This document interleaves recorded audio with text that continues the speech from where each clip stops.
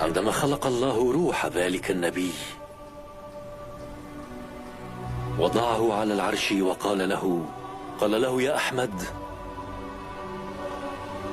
يا أحمد تبصر، إني أريد أن أخلق الجنة ومخلوقات كثيرة من أجلك. سأمنحك منزلة بأن يسعد كل من يؤمن بك وألعن كل من يلعنك. سأبعثك نبيا للعالمين كي تنجيهم. كلامك سيكون صادقا مستقيما، ولو تزلزلت السماوات والأرض فإن أساس دينك الذي ستبشر به لن يتزلزل أبدا، وسيكون خاتم النبيين وخاتم المرسلين.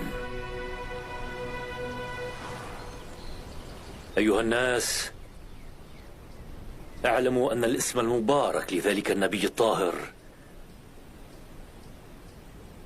هو محمد. إنه محمد.